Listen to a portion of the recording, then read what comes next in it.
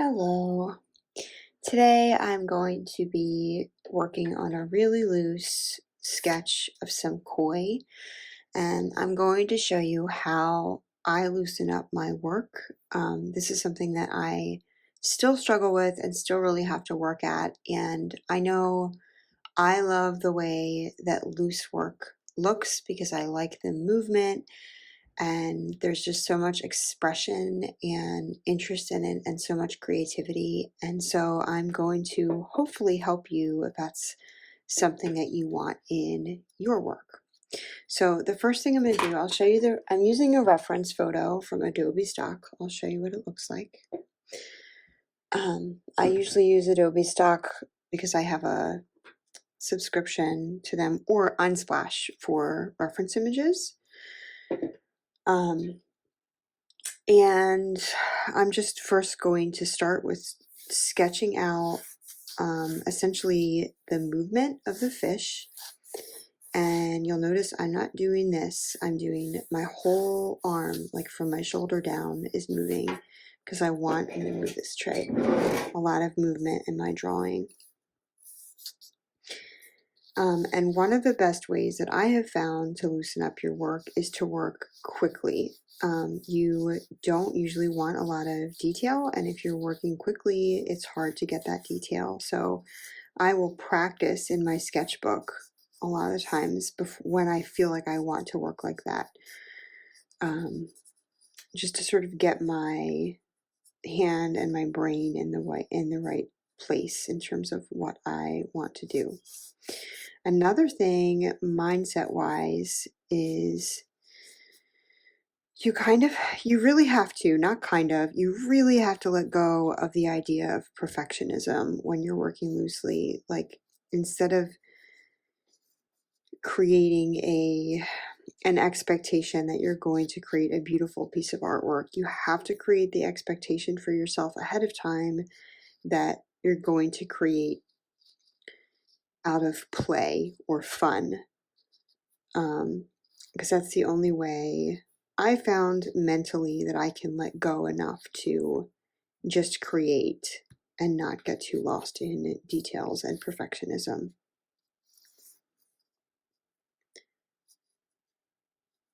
Okay, so that's it for this fish. That's all I'm going to do, and then I'm going to go ahead and grab this one's tail is kind of wrapping around there.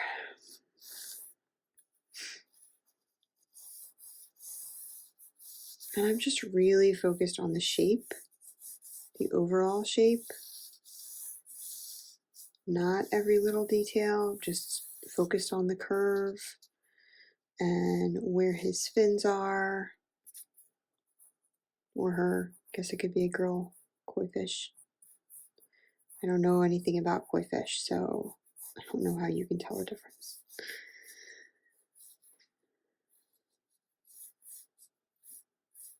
Well, I know that they're carp. That's the end of my koi fish knowledge, but they're pretty. There is a place near where I live in Virginia where they have a Japanese garden, and the whole thing is just like Japanese plants, and there's like a pathway that you can walk through this pond, and it's a koi pond, and it's so pretty.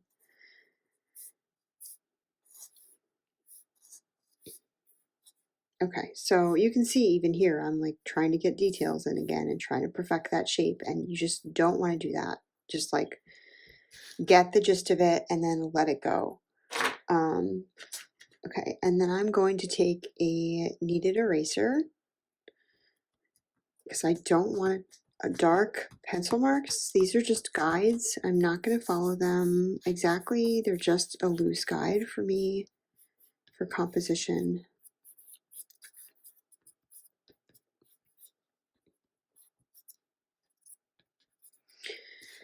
Okay, and now I'm going to mix color. So I use a Butcher Tray palette. I'm going to show you what I'm using. I have a lot of different colors, but my favorite paints are Holbein. I'm going to be using some of this Brilliant Orange. I love this color and I use it all the time. I'm going to be using some alizarin crimson, which I'm just going to grab from my, actually, I'm not going to use that brush. I use a different brush typically to grab my paints. That other brush that I'm going to use to paint is a silver black velvet, and they're expensive, wonderful brushes, and I don't want to smash them into my paint, so I'm not going to be using that. I don't know what the name of this other red is, but I'm going to mix some of that in there too. And then I'm going to make sure I have plenty of this Payne's Gray. And I love the combination of violet and orange together. And I often like to mix my violet into my black or my gray because it makes it more interesting. So I'm going to pull some of that on here too. And then for the white parts, I'm just not going to touch those on the paper. Okay.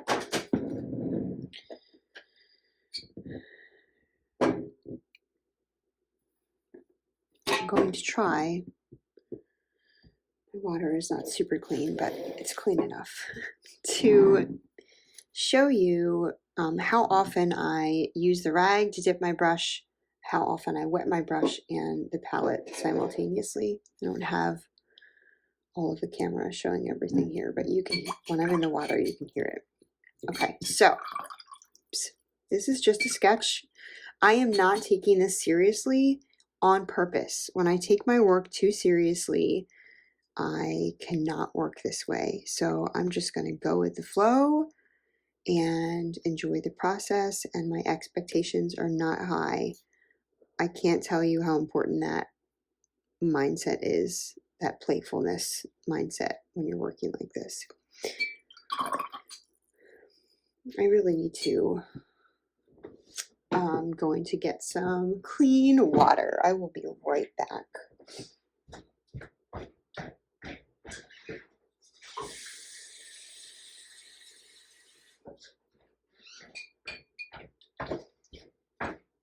Okay, you ideally want clean water and dirty water, like one of both. I'm not worried about this because I'm going to drop color into it, but I don't want it to be super dirty. So I'm going to mix my oranges and my reds over here together.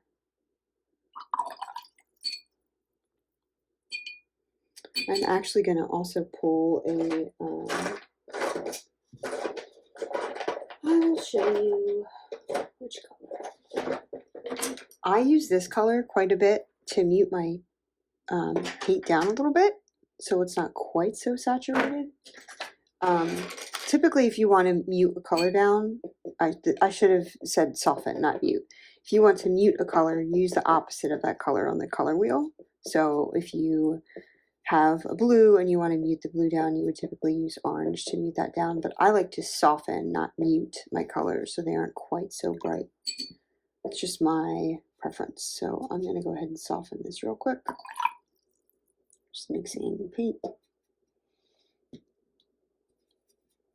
Okay. Oh, one more thing. You should always have a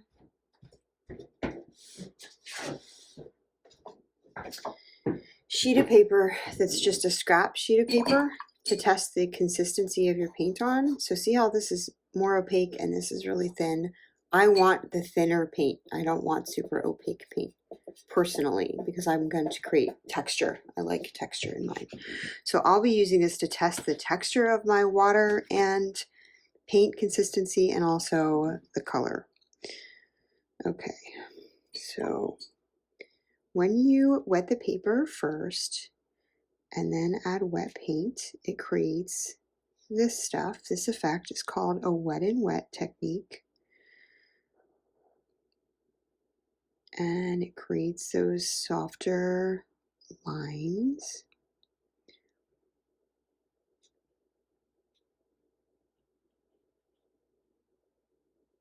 And ideally, most watercolor paintings will have a combination of both. I personally really enjoy some hard water lines in my painting.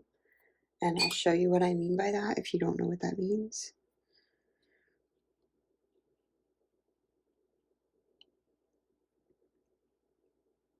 So this is dry on wet, and that will be like a hard line as opposed to a soft line.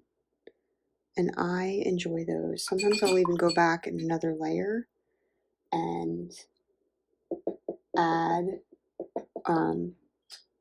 more paint, like after it's dry, just to add more texture and intentionally drop those hard water lines in there. So I'm just dropping color in while it's still wet because I think that's pretty. Another way you can create that effect is you can put wet paper, wet paint on dry paper, and then with your brush wet but not with paint on it, then you can mess with it a little bit. You don't want to mess with stuff for too long in watercolor. You kind of just want to drop the paint down and let it go. That's what keeps it fresh. Or one of the things that keeps it fresh.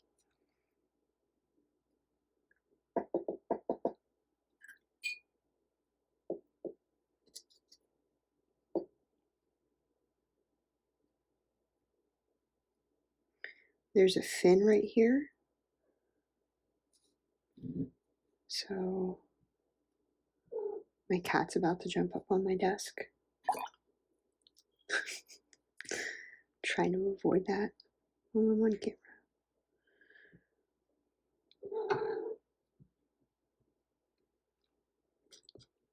This is just the reality of filming in my house.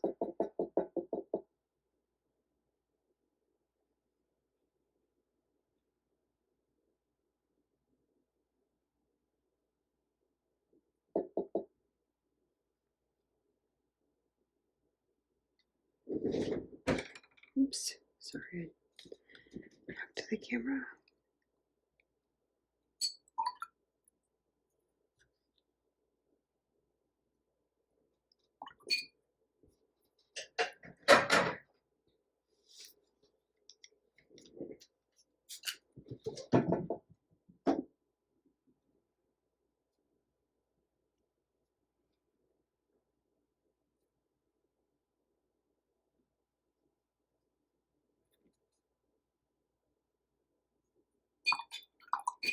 All right, so now I'm going to drop some of that violet in there because I like it.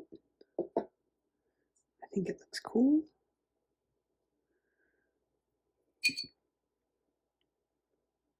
And I like the way that violet and orange interact, or how they look together.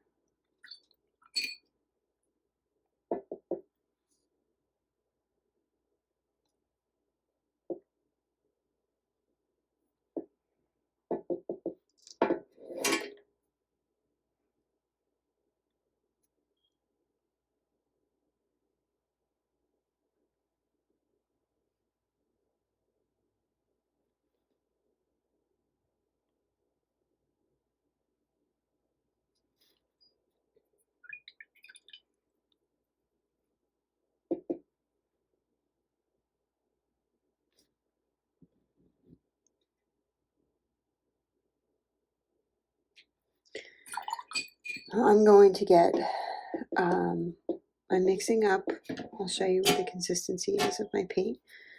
Payne's gray and violet, and there's a ton of water, but I want very light paint. So I'm going to take my brush, I'm going to dip it in water, and then I'm going to put it on this rag. And then I'm going to use that, so it's not dripping wet, but I don't have a ton of paint in there,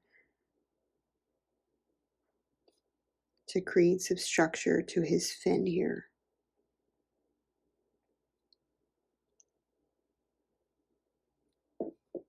And over here.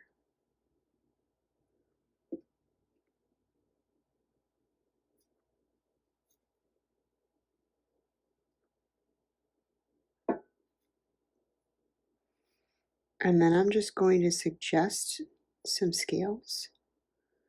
I don't want scales on the entire thing. I don't want a ton of detail because I want to keep this loose and free. I'm just going to suggest them.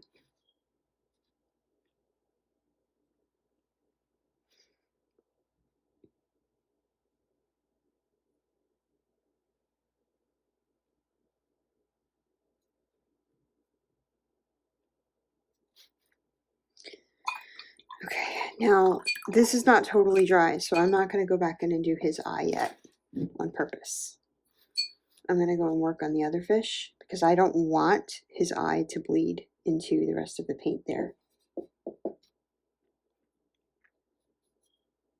This one I started wet on dry instead of wetting the paper first, and it's just it's a different, like a slightly different effect, but honestly if you just drop water into it you can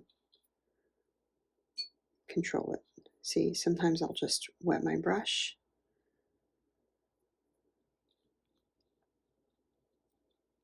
And you want to make sure that there's paint on your entire brush. So here, I'll give you an example.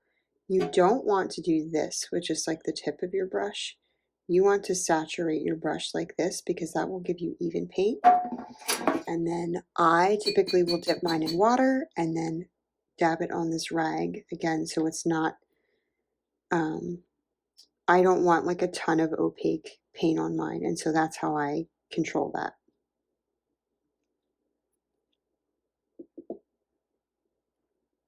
Because I like a lot of contrast in mine, in my painting. I like a lot of this thicker paint and then the thinner paint because it creates cool texture. Here, I'll show you something else too. If you're not new to watercolor, you probably know this already, but if you are, this is just sea salt. And I'm going to drop it into his head. And you want to do that while the paint is wet and on its way to drying. And you'll see it will create cool texture. So see how I'm just wetting this edge and dragging it? You can soften this edge and make it a true soft edge, or you can leave a hard waterline. It just really depends on what you like. I have more of a modern approach to watercolor, so I like the hard edge.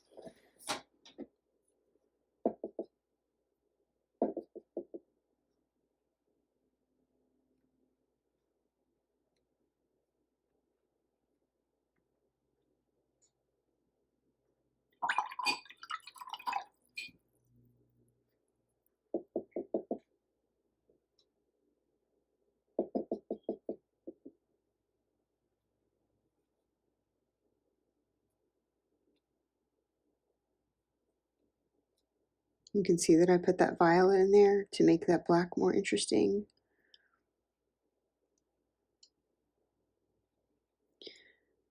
You can't see my reference photo, but if you could, you would see that I'm just very loosely following it. I'm kind of doing my own thing. Which for me, the beauty of doing art is the creative part of it. So that's the reason that I paint the way that I do, as opposed to painting really realistically. I feel like that's tedious and less creative. Not that they're like, it's great, don't get me wrong, if you're a realistic painter, it's just not the thing that's the most fun for me.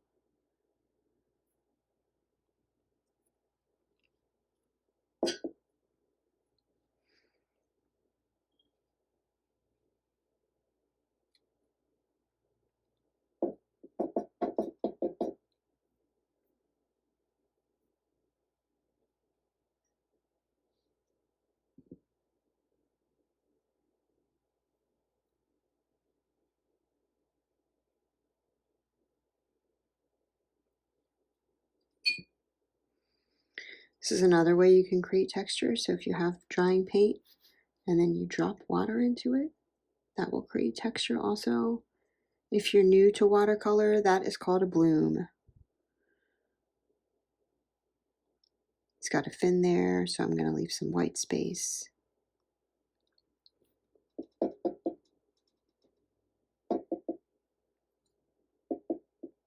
Drop some of this dark red in here.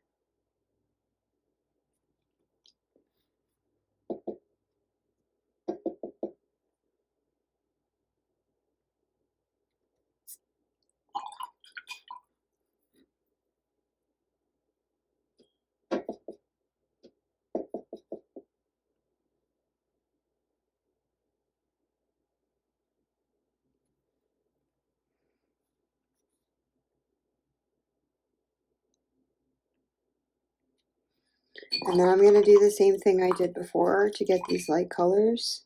So I have really watery paint. I'm going to dip my brush in the water, and then I'm going to dab it off on this rag and use what's left on the brush to get some definition in the fins.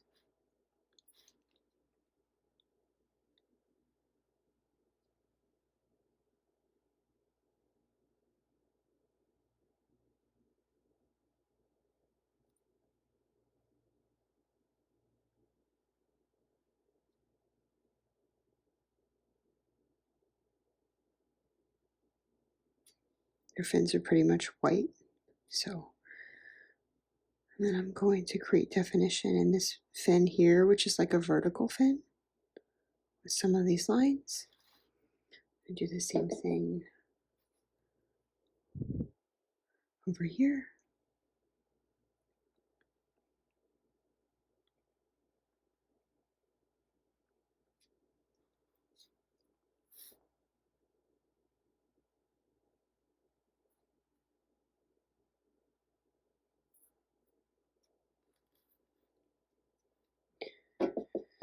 Okay, now this is dry, but like I said, I like to create the texture. So I'm gonna actually go back in here on another layer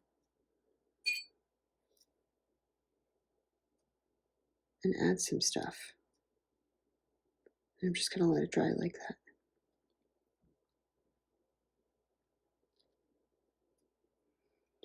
Then I'm gonna get his eye, which is not super dark, but I'm gonna use black for that.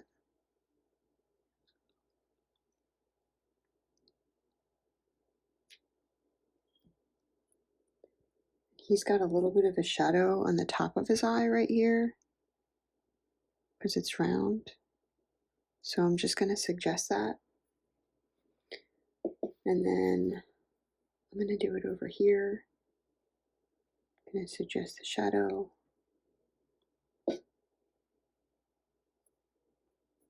And over here.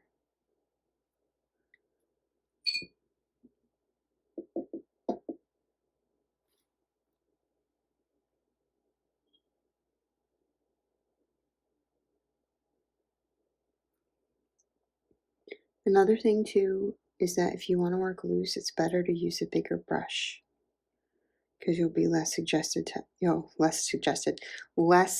tempted to use a try to get all that detail in there. This is number 8.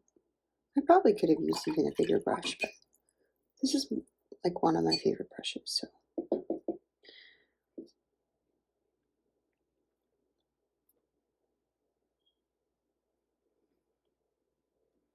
make this a tiny bit darker.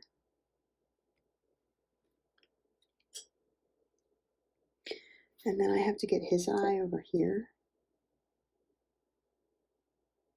because that's visible.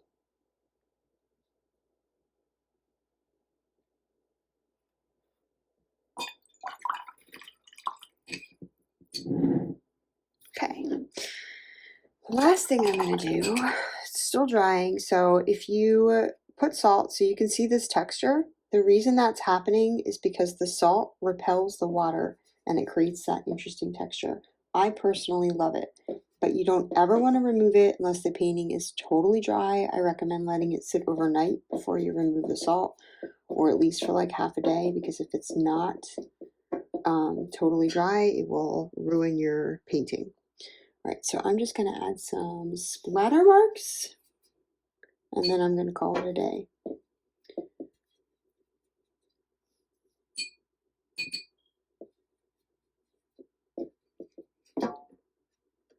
So my paint is very wet, just like I have a big puddle on my palette here. I take it and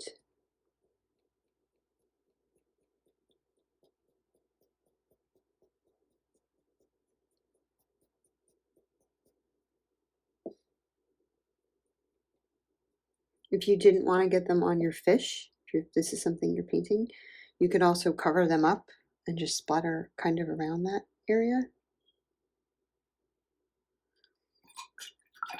And then I'm going to do the same thing with some of the violet.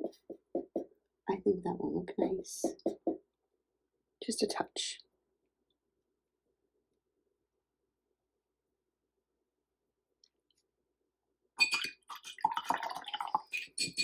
And that's it. That is a loose painting. They're quick and really fun, and I highly recommend working this way if this is something you enjoy doing.